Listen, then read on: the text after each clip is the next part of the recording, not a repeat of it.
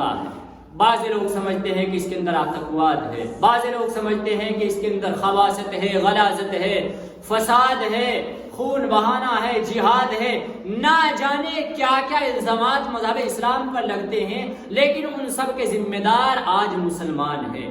یہ میں ذمہ داری کے ساتھ کہہ سکتا ہوں کہ مسلمان ہیں، چونکہ مسلمان اس لیے ہے کہ سامنے والا اگر کوئی اسلام کو نہیں جانتا ہے، مذہب اسلام سے واقف نہیں ہے، مذہب اسلام کے ارکان کو نہیں جانتا ہے، تو وہ ہمارے ظاہری کلچر کو دیکھ کر اسلام کی پہچان کر رہا ہے، ہمارے چلنے کو دیکھ کر اسلام کی پہچان کر رہا ہے، مسلمان کے کھانے کو دیکھ کر اسلام کی پہچان ہوتی ہے، پینے کو دیکھ کر اسلام کی پہچان ہوتی ہے، بولنے کو دیکھ کر اسلام کی پہچان ہوتی ہے، اخلاق کو دیکھ کر اسلام کی پہچان ہوتی ہے۔ اور جب یہ تمام ہمارے ظاہری اعمال و افعال ان کے سامنے اس طرح سے پیش ہوں گے تو آپ اندازہ لگا سکتے ہیں کہ اسلام کا جو مضمون ہے وہ کیا جائے گا ان کے سامنے۔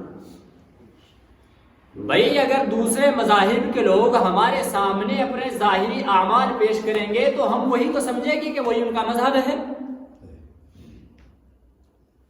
اب عیسائیوں کا جو مذہب ہے، عیسائی جو لوگ کام کرتے ہیں یا جو ان کے ظاہری اعمال ہے، جو عیسائیوں کے مذہب سے واقفیت رکھتا ہے، جو اہل علم حضرات ہیں جو جانتے ہیں کہ عیسائیوں کا اصل مذہب کیا ہے، تو وہ لوگ ان کے ظاہری اعمال کو دیکھ کر سمجھیں گے کہ یہ صحیح نہیں کر رہے، کیونکہ ان کا مذہب کچھ اور ہے اور ان کا طور طریقہ کچھ اور ہے، اصل کچھ اور ہے، نقل کچھ اور ہے۔ تو آج مذہب اسلام کو اصل اور نقل کے اعتبار سے پیش کیا جا رہا ہے۔ صحابہ اکرام کے انمول نگینے ہمارے سامنے ہیں، صحابہ اکرام کے نہ جانے کتنے نمونے ہمارے سامنے ہیں کہ صحابہ اکرام نے مذہب اسلام کی اصلیت کو پیش کیا ہے، اسی لیے تو پورے تقریباً اس مذہب اسلام کو صحابہ اکرام نے پہنچایا ہے۔ اور مسلمان پریشان ہیں، مسلمان پریشان ہیں۔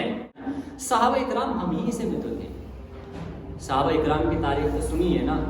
محمد عربی صلی اللہ علیہ وسلم تشریف لائے دنیا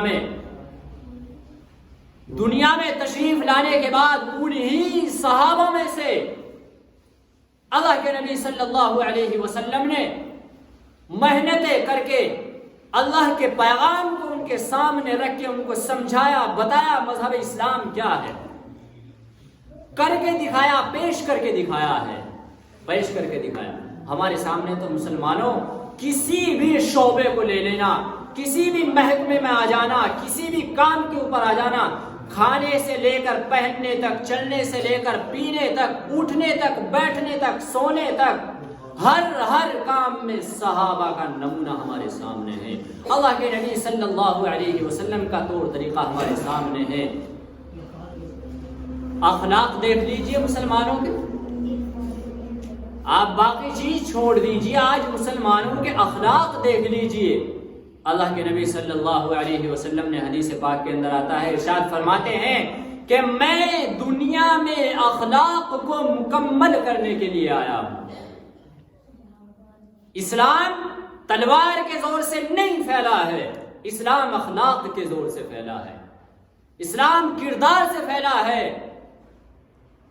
حضرت ثمامہ رضی اللہ تعالیٰ عنہ دشمنان اسلام، دشمنان مسلمان، کٹر دشمن، مسلمانوں کے مخالف، مسلمانوں کو تکلیف پہنچانے والے، ایذا دینے والے، مسلمانوں کے ہاتھوں کے مرتبہ گرفتار ہو گئے۔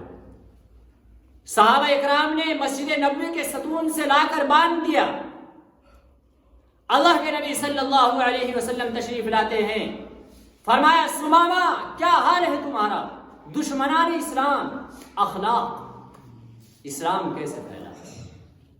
فرمایا ثمامہ تمہارا کیا حال ہے؟ فرمایا اے اللہ کے نبی ٹھیک ہوں۔ اللہ کے نبی نے فرمایا کہ تمہاری ساتھ کیا برتاؤ کیا جائے، کیا سلوک کیا جائے تمہاری ساتھ؟ تم نے مسلمانوں کو تکلیف پہنچائی ہے، پریشانیاں دی ہیں، اذیتیں دی ہیں، ستایا ہے مسلمانوں کو، تم مذہب اسلام کے دشمن ہو، مسلمانوں کے دشمن ہو، ہم سب کے دشمن ہو، بتاؤ تمہاری ساتھ کیا سلوک کیا جائے؟ آج تمہارے اوپر ہمارا قبضہ ہے، آج تم ہمارے انڈر میں ہو، آج تم ہماری گرفت میں ہو، ہم جو چاہے کر سکتے ہیں، بتائیے تمہارے ساتھ کیا سلوک کیا جائے۔ مسجد نبوی کے ستون سے بدے ہوئے ہیں حضرت سمامہ، یمامہ کے رہنے والے صحابی ہے۔ حضرت سمامہ فرماتے ہیں اے اللہ کے نبی، آپ اگر مجھے قتل کر دیں تو میں اس کا حقدار ہوں، چونکہ میں دشمن ہوں آپ اگر مجھے معاف فرما دے تو میں اس کے بدلے میں آپ کا شکر ادا کروں گا، آپ اگر مجھے پیسہ لے کر چھوڑ دے تو آپ جو قیمت مانگتے ہو میں دینے کے لیے تیار ہوں۔ اللہ کے نبی یہ باتیں سن کر کے وہ واپس چلے گئے۔ دوسرے روز پھر آئے، پھر یہی سوال جواب ہوئے، پھر واپس تشریف لے گئے۔ تیسری مرتبہ پھر آئے، پھر یہی سوال جواب ہوئے، اور یہی سوال جواب ہونے کے بعد صحابہ اکرام کا حکم ہوتا ہے کہ اے میرے صحابہ، حضرت سمامہ کو آزاد کر دیا جائے، کوئی قید و بند نہیں، کوئی شرائط نہیں، کوئی شرائط نہیں۔ اخلاق، دشمنان اسلام، دشمنان مسلمان، پریشانی دینے والا۔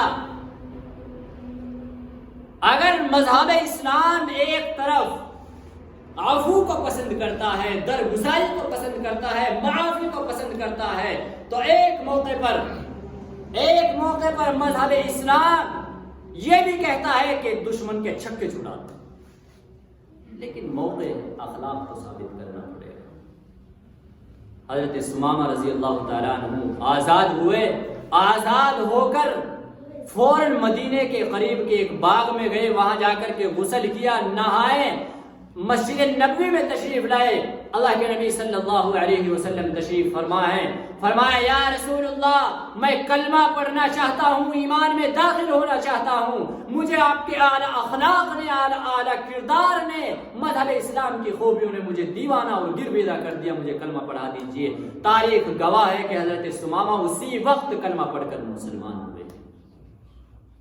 کوئی قید و بند نہیں، کوئی ستایا نہیں، کوئی شرائط نہیں لگائی، صرف اور صرف ایک اخلاق ہے۔ اور سینکڑوں واقعات ہیں ایسے، ایک حضرت سمامہ ہی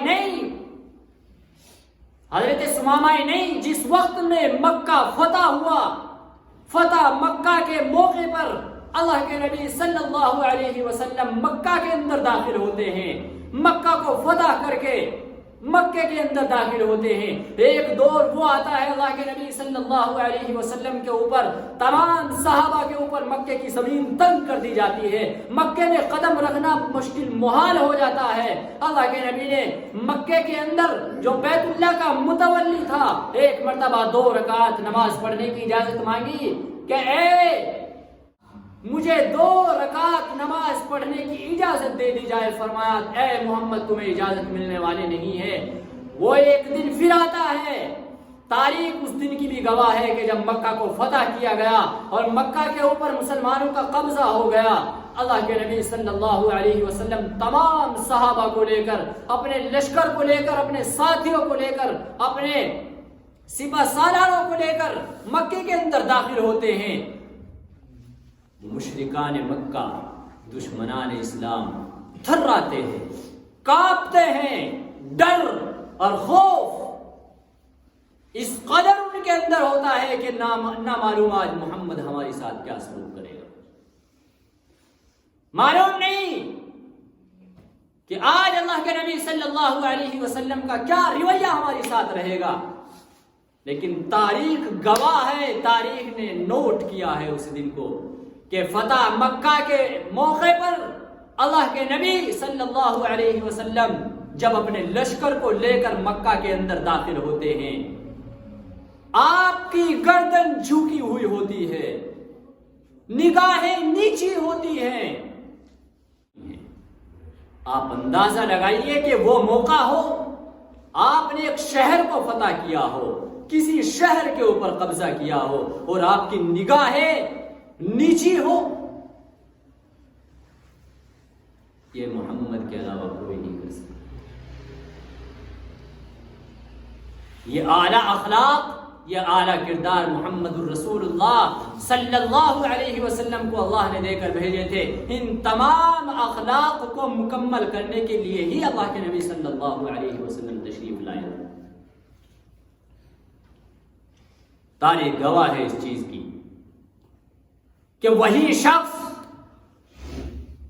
جس نے محمد عربی صلی اللہ علیہ وسلم کو 2 رکعات نماز پڑھنے کی بھی اجازت نہیں تھی بیت اللہ کے اندر، اللہ کے نبی نے مکہ کے اندر داخل ہو کے صحابہ سے فرمایا کہ بلایا جائے ان کو. کہاں ہے وہ؟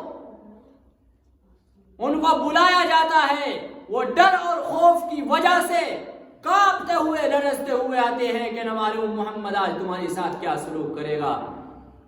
اللہ کے نبی صلی اللہ علیہ وسلم ارشاد فرماتے ہیں کہ ایک وقت وہ تھا، وہ دن یاد کر کہ جس دن میں نے 2 رکعت نماز پڑھنے کی اجازت مانگی تھی لیکن مجھے تم نے 2 رکعت نماز نہیں پڑھنے دی تھی.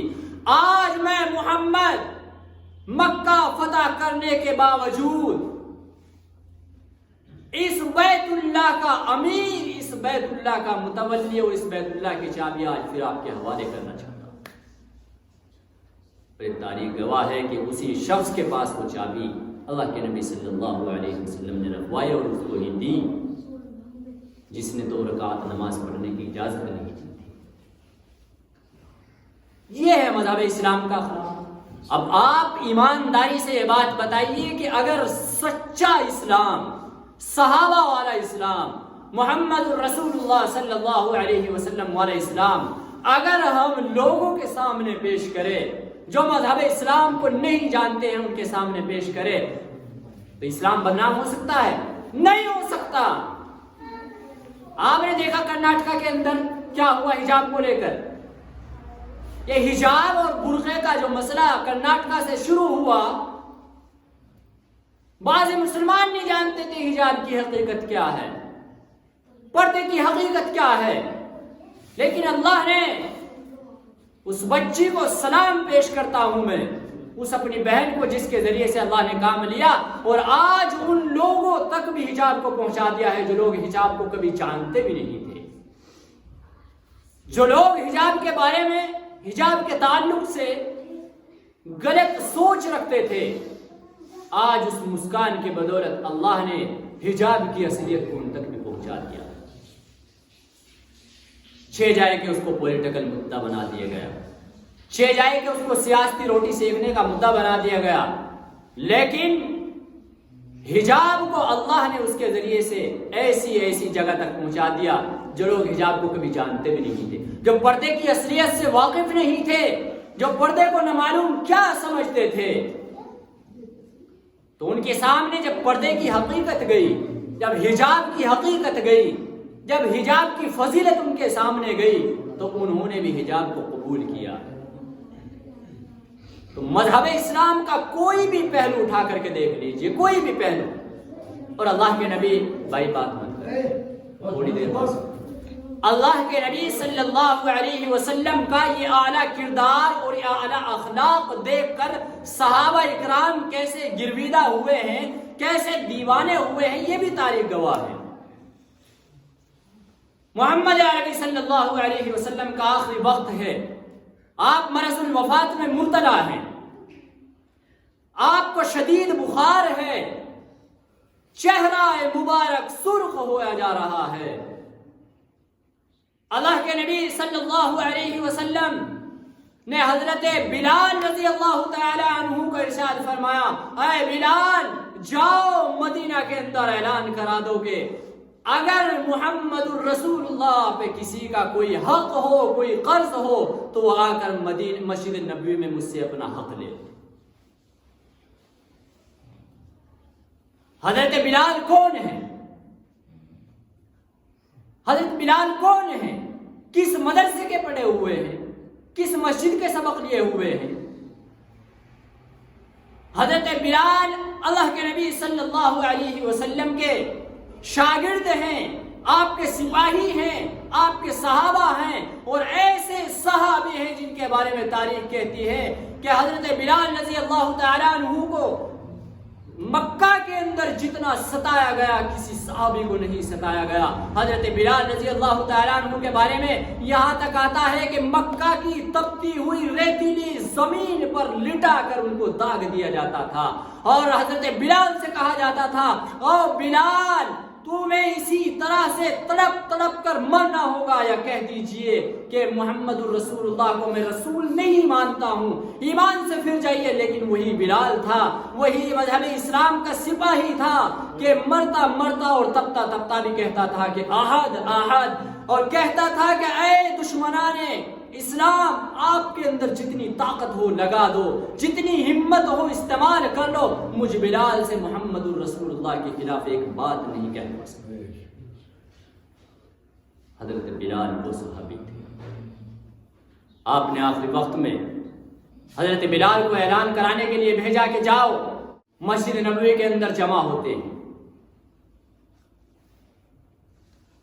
مجمع کے اندر سے ایک صحابی رسول اٹھتے اور فرماتے ہیں یا رسول اللہ آپ کے اوپر میرا ایک حق باقی ہے۔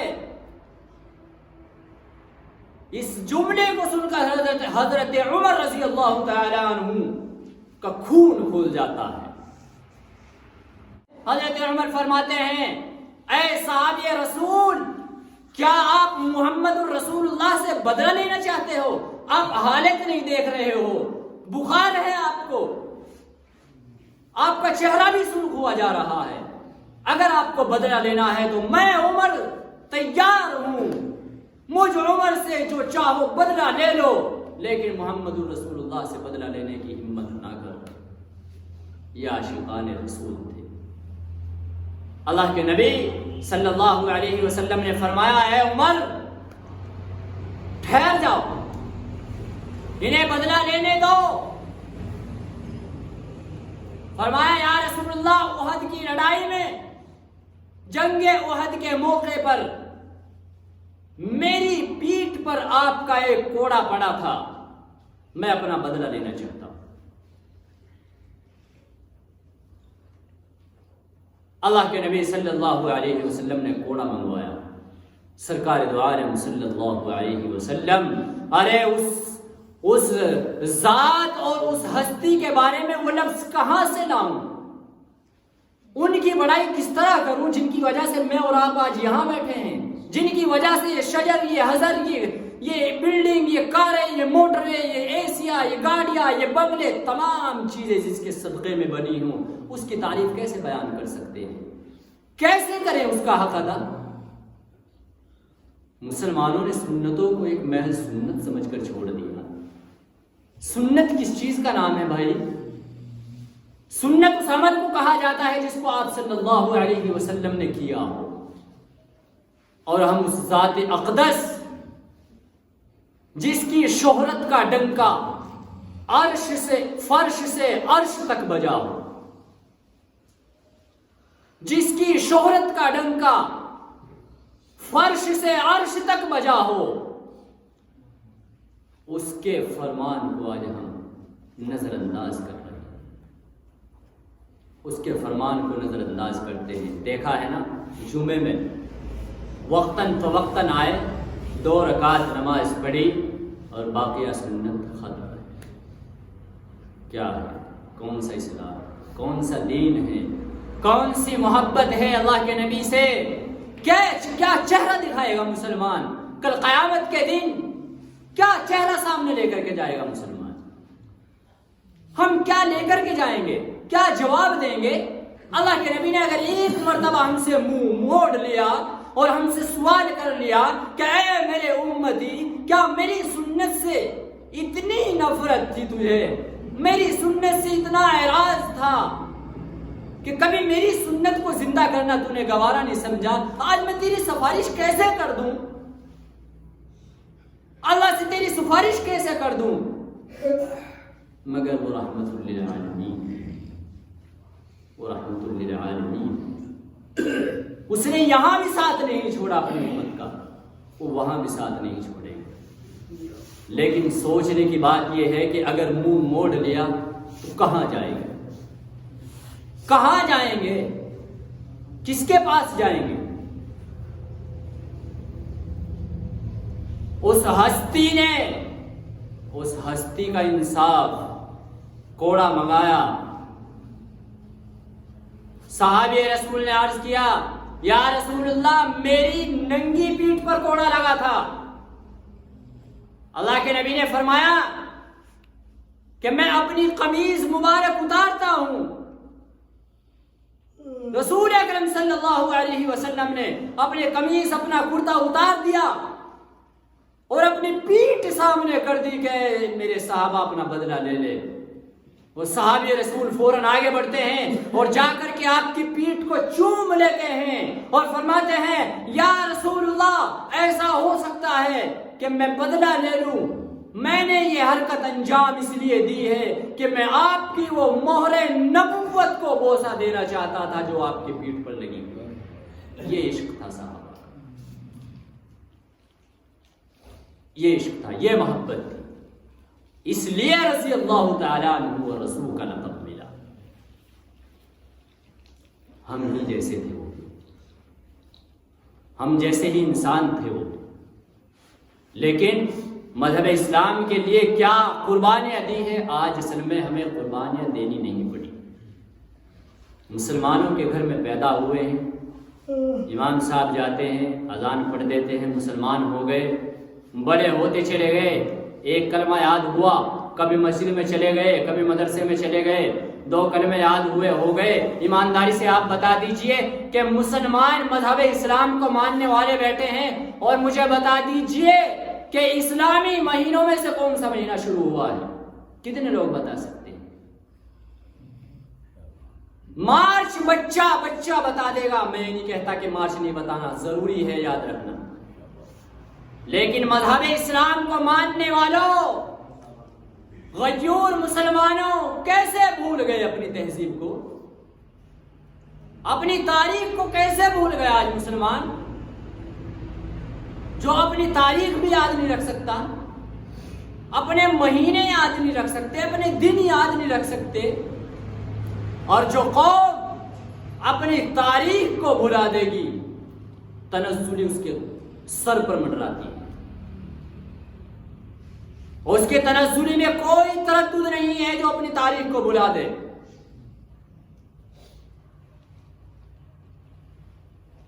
کہاں سیکھو گے؟ کون سکھائے گا؟ مکتبوں کے اندر, مدرسوں کے اندر,